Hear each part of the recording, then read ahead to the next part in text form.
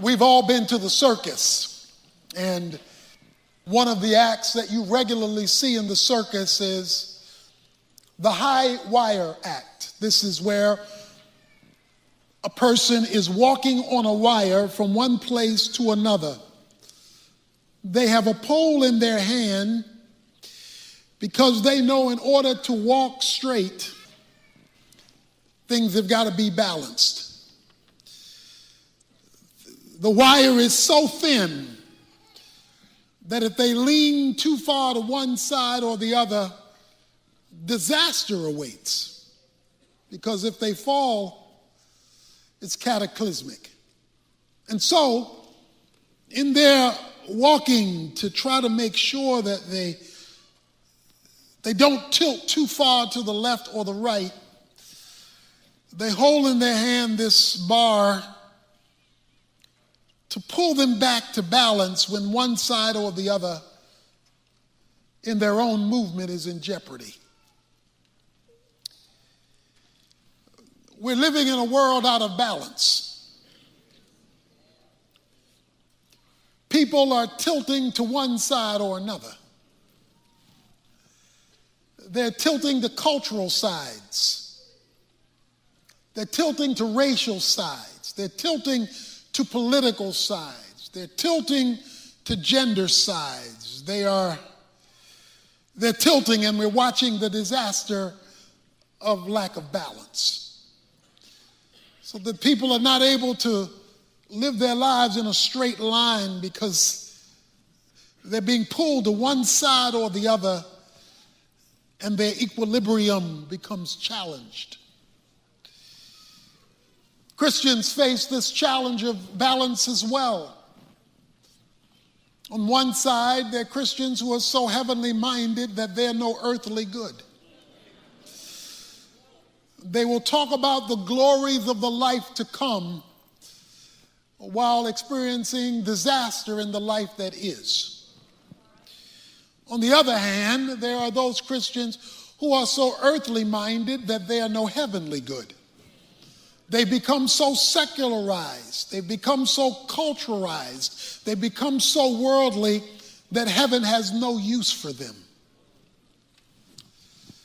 When the balanced perspective is to be so heavenly minded that you bring good to earth, because you're operating from eternity, translating it back into time. The question that I would like to speak to today is this issue of balance. Because we're all being pulled on all kinds of levels with all kinds of forces trying to pull us and get us off of our walk so that we keep our balance in life. God capsulizes this concept of balance in one verse, a very well-known verse in Scripture. And in light of what's happening in our lives and what's happening in our society today, I thought it would be helpful for you and me to understand how we are to have this life of biblically based balance. And I call it the divine imperative. In Micah chapter 6, verse 8. Micah 6:8.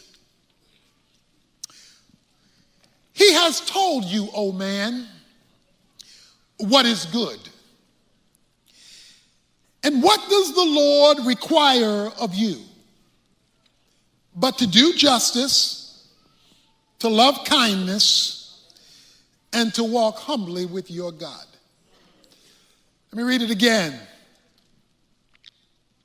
And he has told you, O man, what is good. And what does the Lord require of you? But to do justice, to love kindness, and to walk humbly with your God.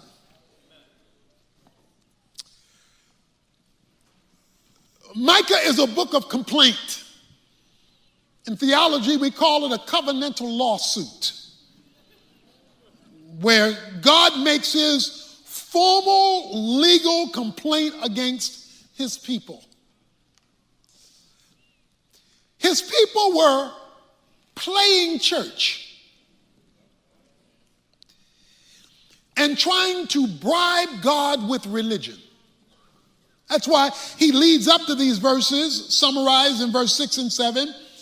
With what shall I come to the Lord and bow myself before the God on high? Shall I come to him with burnt offerings, with yearling calves? Does the Lord take delight in thousands of rams and in 10,000 rivers of oil?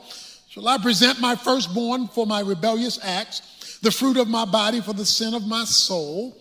What shall I give God that's going to satisfy him? That's when he comes with verse 8. This is what God is asking for. You ever have anybody in your life who gives you what you don't ask for? You ever order something and they bring something else? That's not what I ordered.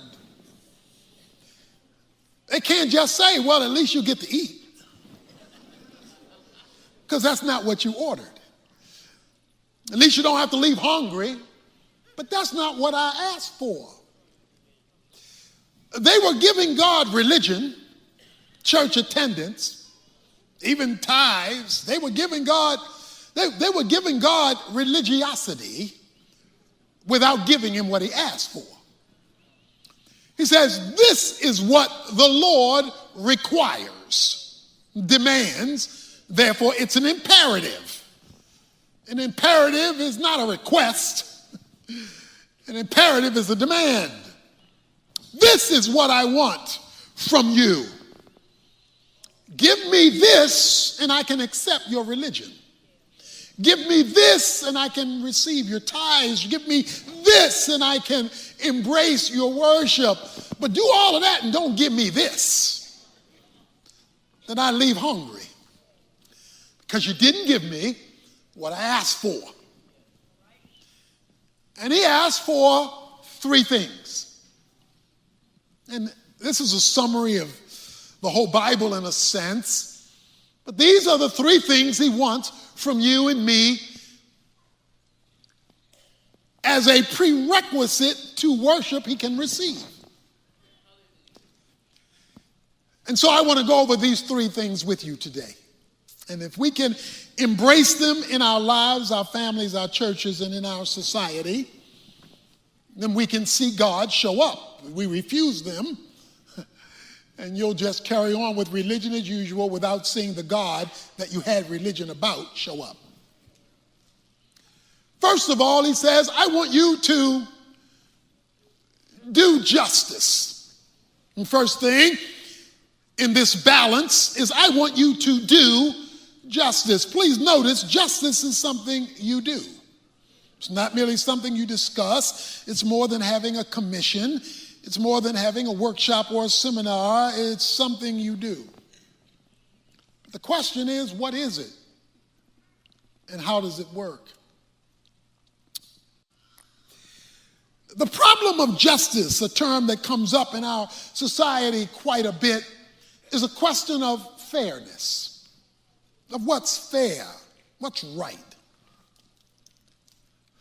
But there's a problem because we don't all view fairness the same way.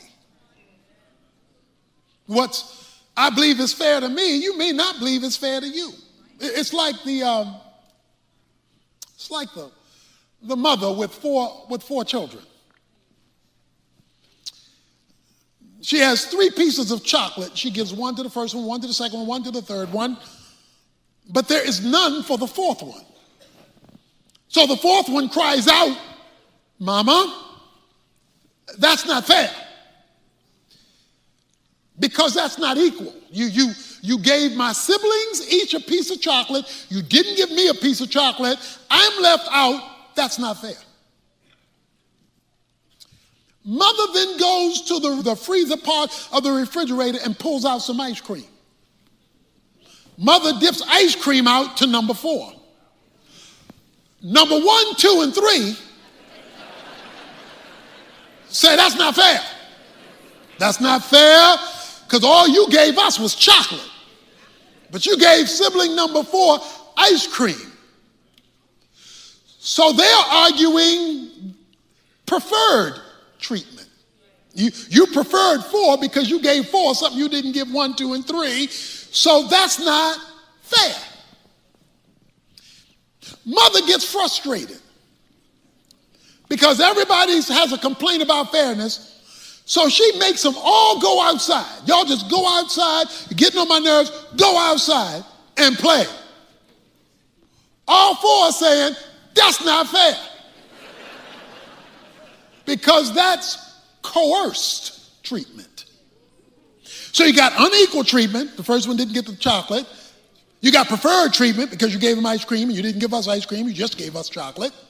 You got coerced treatment because you made us do something we didn't want to do. So everybody's got to complain. It ain't fair.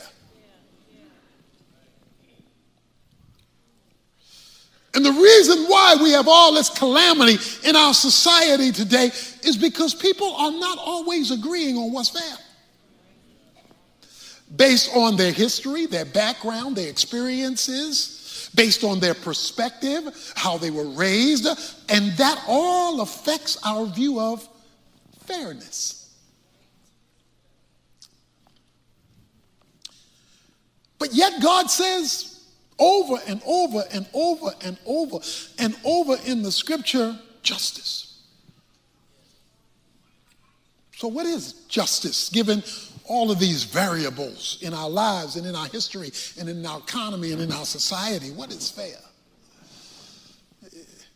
Because in our 4 children, all they did was grow up.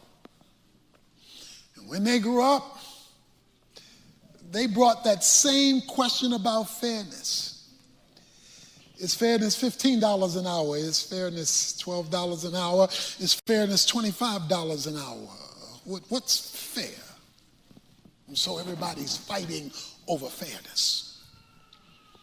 Let me give you the biblical definition. The Greek word for justice means that which is right. It means the prescribed right way. Biblical justice is the equitable and impartial application of the rule of God's moral law in society. Biblical justice is the equitable and impartial application of God's moral law in society. Justice always starts with what God declares a matter to be. Please don't lose sight of James chapter 4 verse 12, which says there is only one lawgiver, and that one lawgiver by which right and wrong is to be determined is God. Only one lawgiver, the Bible says. So any other rules anybody makes, in order for it to be just, must be consistent with the one lawgiver.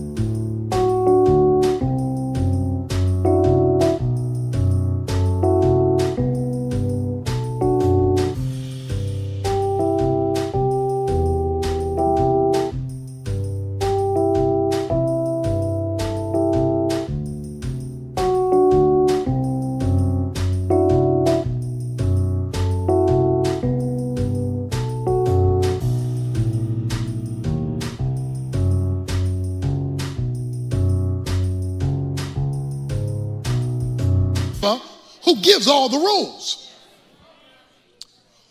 Once folk make their own rules and become their own lawgiver, unrooted in the one lawgiver who exists, you will have chaos And a whole bunch of people saying, not fair. Because they're not starting with a central base for the law.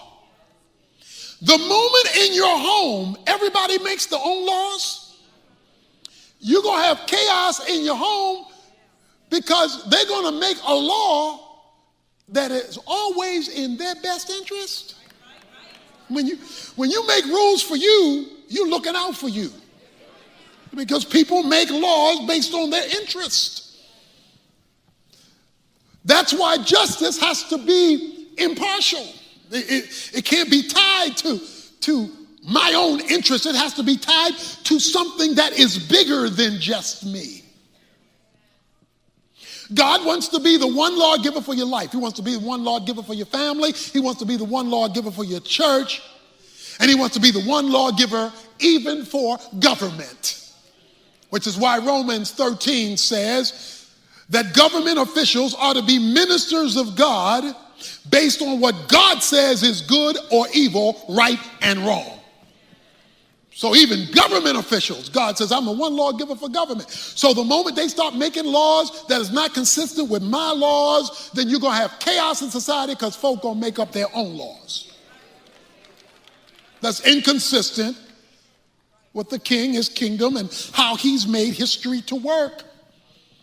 But he says to his people, I want you to do justice. I want you to be equitable and impartial in the application of my laws in history. That's why justice is normally coupled in the Bible with righteousness. You'll find the two twins side by side. They are twins. Psalm 89:14. From his throne comes justice and righteousness. Jeremiah chapter 18, verse 19. To follow the Lord in righteousness and justice. Deuteronomy 32, verses 3 and 4. Righteousness and justice together. Why? Because you can't be just if you don't know what's right. You can never be just if there is not a right standard by which you're measuring the decision. So the two must always go together. And God is always right, perfectly right, never wrong about any subject matter.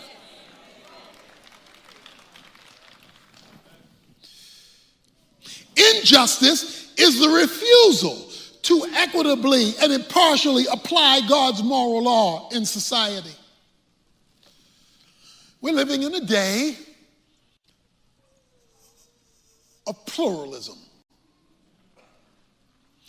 Pluralism winds up saying the only absolute is that there are no absolutes. There are no superintending rules. I make my own rules. Pluralism in our world today is there can be no common beliefs. It says any idea is as valid as every idea. Because, you know, it's pluralism. It's everybody gets to do their own thing based on their own rules. So you got this social group making up their rules, and this social group making up their rules, and this social group making up their rules, and these rules clash because there is no superintending, overriding, governing guideline to which they all must submit. And so that can come in a whole lot of things, not only in your personal life, but in your family. Because if you got teenagers, you got folk making their own rules. You got teenagers, you got folk making their own rules. And when they start making their own rules, and you the chief lawgiver, clash. What happens when a people do that with God as a society, as a race?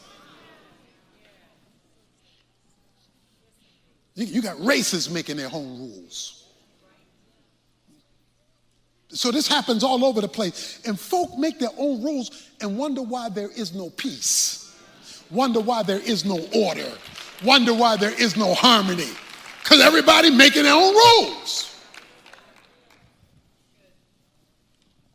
He says, but you, I need more than your church attendance. I need more than your religion. I need you to do justice. Because brothers and sisters, justice is the cornerstone to freedom. You cannot have legitimate freedom as it was meant to be without just boundaries. We want fairness in economics. We don't want people to cheat us. We want fairness in relationships. We want fairness, we want fairness, we want fairness, we want fairness. And God says, then you want my standard if you want fairness. And within that standard, I give you flexibility, but you can't just make up your own rules and expect order.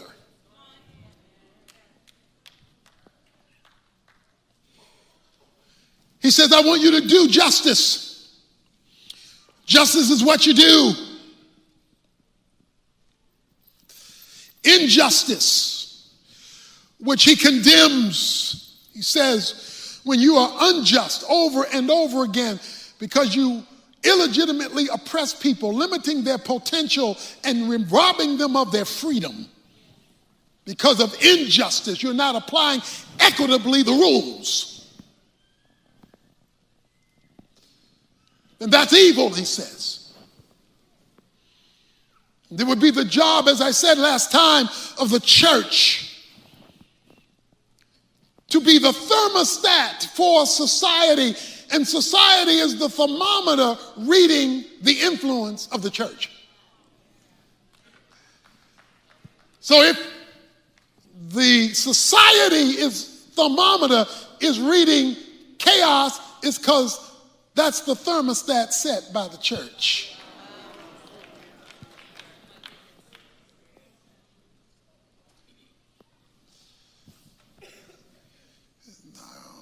We are the influencers. We're supposed to bring God's point of view, the conscience of the culture. Our job is not to parrot the society. We're not parakeets. Just the world telling us what to say and we mouthing it.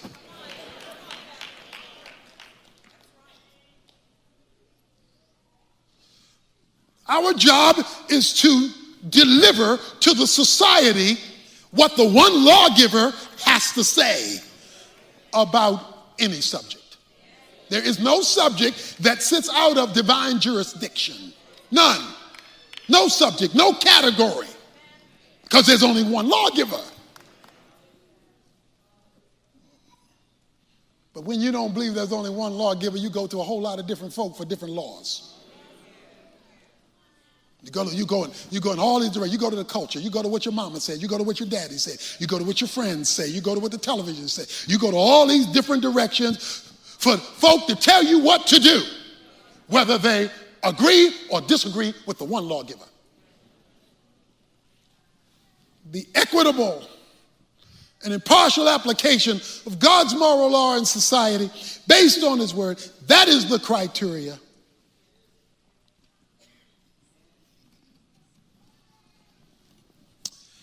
He says you do justice. But secondly, I want you to love kindness, because as you're walking on this tightrope, if you're only concerned about justice, you can develop a hard heart. You can develop a coldness about you. See, if you're only concerned about justice, then, I mean, you're easy to talk about law and order, law and order, law and order, law and order. You want to make sure, keep the law, keep the law, keep the law, keep the law. And you broke the law, you broke the law, you broke the law. See, because you want to make sure that the rule is being kept. You're off balance if all you got is justice. So you're leaning to one side, you're going to fall over. So you got to balance that pole on the tightrope of your walk. He says, I want you to love kindness. The Hebrew word for kindness, hesed, has to do with the compassion of God. The Bible says his loving kindness endures forever. God's got two sides to him. He's not a one-sided God. He doesn't just lean to justice. He balances it with mercy.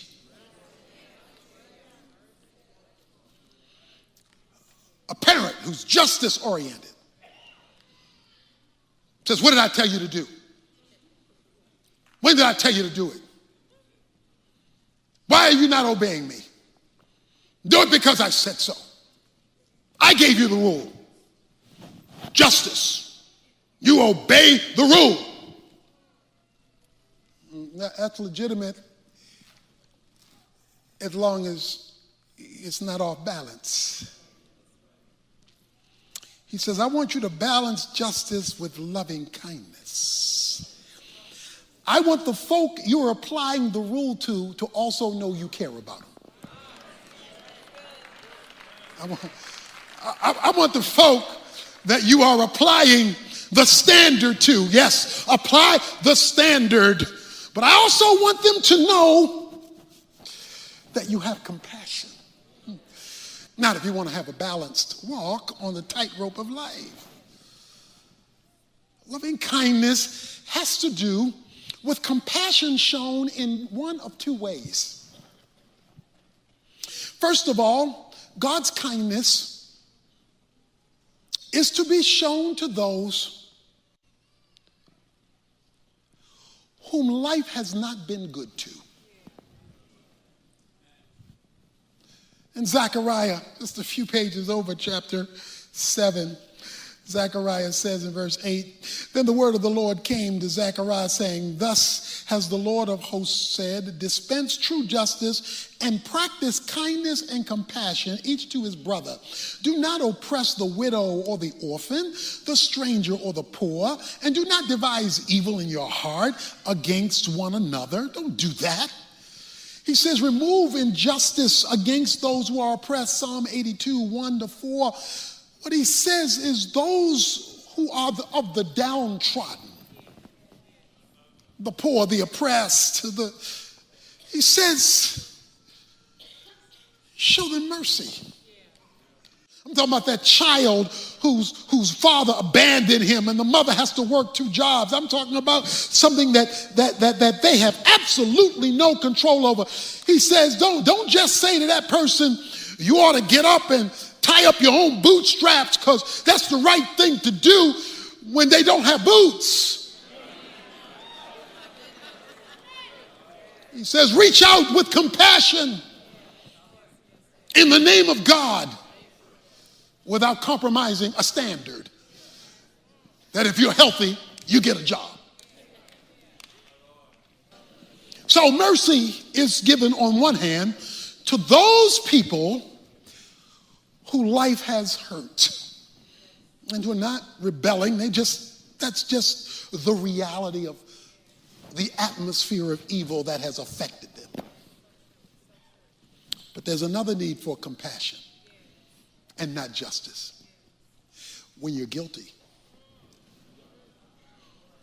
when you've sinned, when you've disobeyed, when you've rebelled, and you don't want the full weight of justice. You don't want what the law requires. When a criminal's in court and he's found guilty, you will regularly hear him throw himself on the mercy of the court. You know what he's asking? She's asking for, don't give me what the law demands I have. I'm asking you. That's why you will often hear the judge refer to whether the person showed remorse or not. Whether he seemed repentant for the crime. Repentance for wrong done that requires a just response opens up the possibility for mercy. Yeah. Where there is no repentance, you're blocking the possibility for mercy. But where there has been an infraction and justice demands it, God is the one who decides the consequence, but you open yourself up for mercy if there's repentance. But let me tell you how else you open up yourself for mercy. If God looks at your record and sees that you've shown mercy. Luke 6:36 says God will be merciful to the one who's shown mercy. So if you are a justice person, everything's about justice, and it gets to your turn. And trust me, in life it will get to your turn. And it gets to your turn, and you cry out for mercy. And God looks at the record, and he sees you've just been a law and order person. You've just been a justice person. You have shown no mercy. You close the door on your own request. Don't get me wrong. Don't give up justice. There is a standard. But don't give up mercy, because God has a heart. And so should his people. We don't have to choose between the two. There's a responsible way to have both.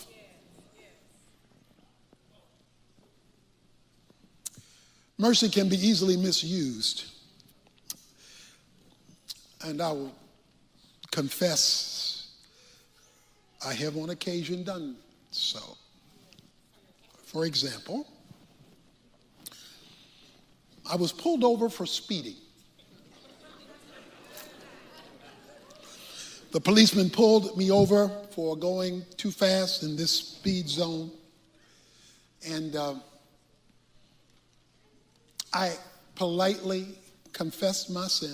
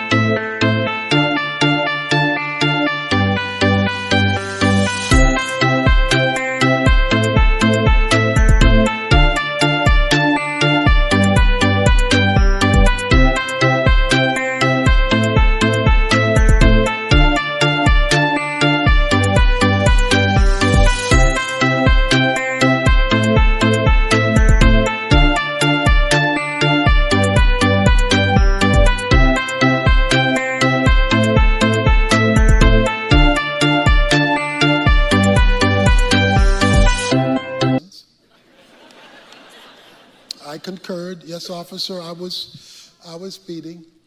He said, do you know how fast you were going? Yeah, I do. And I know it was too fast, and I am guilty. I would appreciate any mercy you could show me.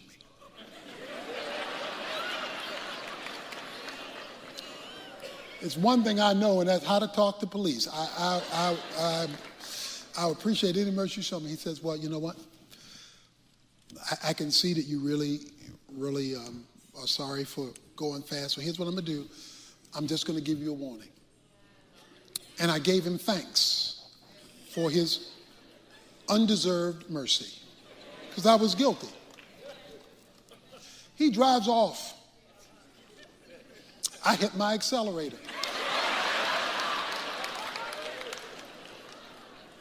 I hit my accelerator.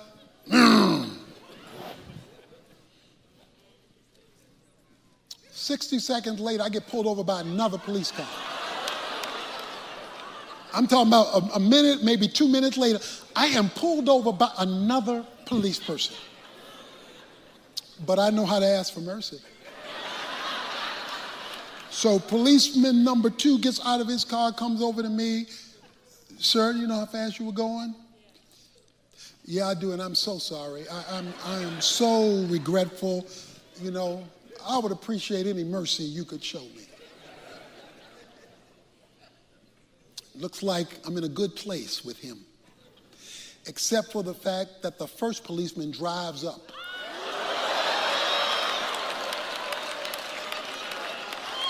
He pulls up beside the second policeman, looks at me and just shakes his head. Because I had abused mercy.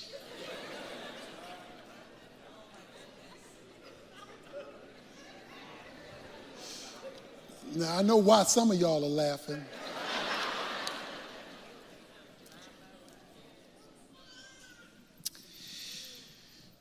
Mercy and justice have to be balanced, like in Matthew 18, 23 to 35. A man was given mercy by the king, but he refused to show mercy. And he said, now you lock that man up because he wasn't willing to give to somebody else what he was asking from me without compromising justice.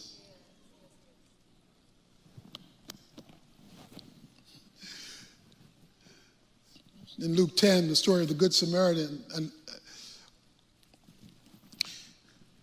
a lawyer comes and says, well, what's the first good, great law? Love your Lord, love your neighbor. He said, but who's my neighbor?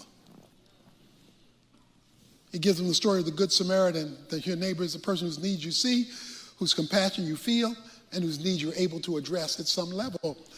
And then he says, well, now you go out and do likewise. You go do it. You show mercy, holding on to justice. We must understand both the content and the scope of the gospel. The gospel's content is faith in the finished work of the death and resurrection of Jesus Christ as a substitute for our sins. God took out his justice on Christ so he could show mercy to us. So God couldn't compromise his justice. Bam! He had to deal with sin. But in dealing with the sin, it opened up the door so he could show the mercy. The content of the gospel is the good news of Christ. But the scope of the gospel, he says, is that the poor would hear good news. He said oppressed people would be set free. He said the good news of the gospel is that people's lives become improved when they embrace the gloriousness of the content of Jesus Christ and see God at work through his people. Lives become better. People become freer. They become more responsible, all because the good news affects more than heaven. It's designed to change history. So we're not doing a good job of giving how good the news really is.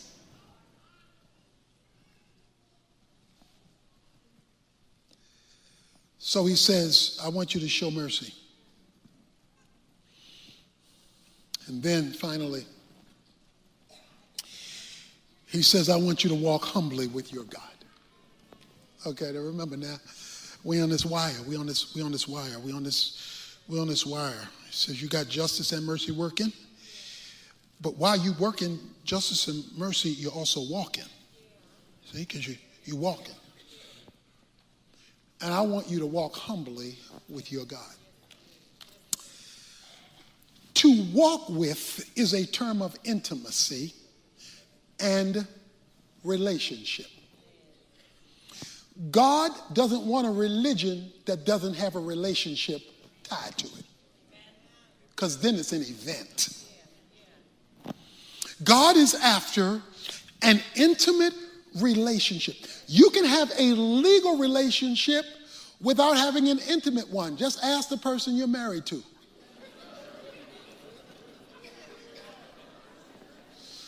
There can be a legal relationship on paper and you don't want to be in the same room because you're not walking with. Okay, so let's work with this a little bit. What does it mean to walk humbly with your God? First of all, notice the order of the sentence. It's walk humbly with your God, not ask God to walk with you. You are walking with him, which means you got to know where he's going. You can't walk with him and you go on someplace that he's not going. Amos 3:3 says, can two walk together unless they be agreed? I mean, we got to be headed the same way. And a lot of folks aren't heading where God's heading and wonder why God's not with them. Because you're not going where he's going. Enoch walked with God, the Bible says. Adam and Eve walked with God in the cool of the garden. They were hanging out in his direction. If some of you walk and you have walking partners, why do you have a walking partner? You don't need somebody with you to walk. You walk all by yourself. The reason you have a walking partner is your fellowshipping in movement. See, y'all talking about all this stuff. You talking about politics, you talking about kids, you talking about different stuff. Because what you're doing is sharing life in motion. God wants us to share life with him. He wants us to do life with him. The reason why a lot of our prayers are boring even to God. Even to God. We said we start praying, and God said, well, here's what he's going to say. Because it never changes. And the reason why it never changes is because we're not doing life with God. Because if we were doing life with God, he'd be hearing about the good, bad, and ugly. He'd be hearing about the struggles, the stresses, the sins, the circumstances, the problems with the kids, the problems with the maid, the problems on the job. He'd be hearing the detail. We finish prayers in 1 minute because it's the same conversation. It's not bringing all of our lives and unveiling them. It's not exposure to him. Walking with God is a matter of faith. By faith, Enoch walked with God. It is believing and trusting that God hears me expose myself to him, good, bad, and ugly. And we are friends. He's my bestie. Did you know it's okay for God to be your bestie? He's your bestie. The reason why we don't hear God talking to us, he's not our bestie. He's not who we hanging with. He's not who we we talking to him while we're driving. We talking to him, even if I'm in a meeting and you got to sit down and you got to pray in your mind and think God's thoughts, because he can read the prayers in the mind, because I'm bringing him to bear on all the stuff and he's included in everything, and I'm just enjoying his presence. If the only time you meet with God on Sunday in those 1 minute before grace prayers, he's not your bestie. To walk with God, that is a communion term, to be in communion and an agreement without a leash. You ever see the person with a dog not on a leash and the dog just walking by him? I can tell you they have a great relationship. Because he doesn't need a leash. Doesn't have to be drugged to worship, drugged to pray, drugged to Bible study. Why you didn't come today? Why you didn't come on time? Why you leave early? Why you don't give right? Pull, because there's no relationship.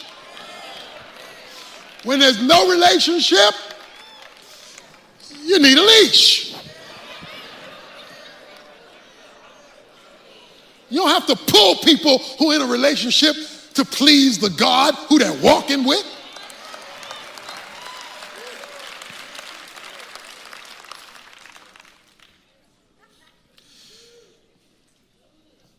But while he's your bestie, he doesn't want you to forget he's also your God. You see, it's okay to be friends with your kids. You ought to be friends with your kids to a point. Not to a fault. You see, you ought to be. Jesus says, he is our friend. We are his friends, Jesus said. And then he said, if you do what I say. So you and your kids ought to be besties. Y'all ought to be hanging out together. Y'all ought to be having fun together. Y'all ought to laugh together, but they need to know their place.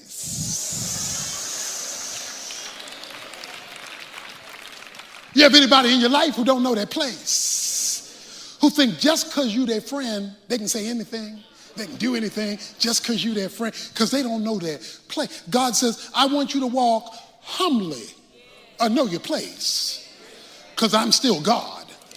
So we're going to be bestie, but know your place. To be humble doesn't mean to denigrate yourself. To be humble means submitting to divine authority. It means no matter what anybody else says about you, you better be small in your own eyes. No matter what news clippings you get, you better be small in your own eyes, recognizing that you have somebody over you. You ain't all that. You ain't all that. Okay? You worth about $6.75. Because when they bury you, you're going back to dirt. A mannequin in a store, that's a good-looking mannequin. It's all dressed up, it's all prissy and pretty and stuff, but it only got that way because the owner of the store dressed it up. That's all. The owner of the store made it look good. So mannequin, better known as dummy. Dummy, don't think you are who you are, where you are, how much you have, how you dress, the job you have, the notoriety, where you live, the car you drive. Look, on your best day, you are a blessed dummy. Because the only reason you are what you are and you have what you have and you got what you got is the goodness and grace of God. So walk humbly with your God.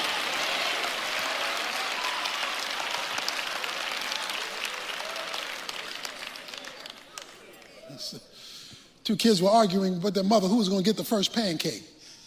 She was making pancakes. I want the first one. I want the first. They're arguing back and forth. Mother said, look, kids, Jesus, if Jesus were here, he would say, give your brother the pancake. One brother looked at the other and said, you be Jesus.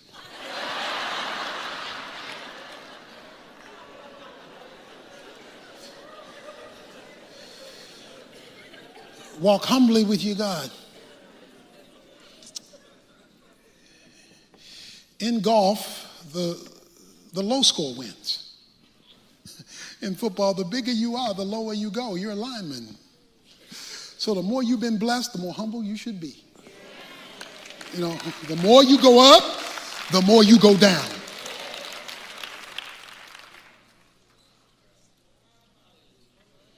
And that means the higher you go up, the more intentional you should be about going down. Because the higher you go up, the more people will blow you up. More people will blow you up and try to fill your head so you think you more than a bag of chips. You know? It's like the colonel. Colonel's on the telephone, and the colonel's on the telephone, and he's just got promoted to be colonel, and somebody knocks on the door. And he says, yes. He says, this is Private Jones. He says, the colonel said, well, just a minute, Private. And the colonel picks up the phone and pretends he's talking to the president because he's feeling good about his position. Yes, Mr. President. Yes, certainly, Mr. President. I'll be right there to the White House, Mr. President. Certainly. Oh, yes, Mr. President. Thank you. Click. Come in, Private. Private comes in.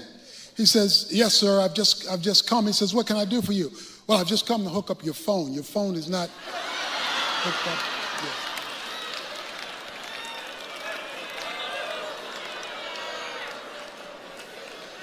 See, we like